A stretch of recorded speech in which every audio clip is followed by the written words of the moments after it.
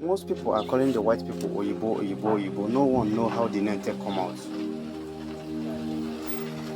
So many people, Hausa people they call white people oyibo, Igbo people they call white people oyibo, Yoruba people they call them oyibo, but nobody know how the name take come out. It's not an English word. In the days of agony, where whites they carry slave in Africa, Igbo people are so expensive, like gold. If you bring an Hausa man, they will buy it lesser. If you bring an Yoruba man, they will buy it lesser. If you bring an Edo man, they will buy it lesser. But once you bring an Igbo man, they will buy it so expensive. They will ask you, is that oyibo?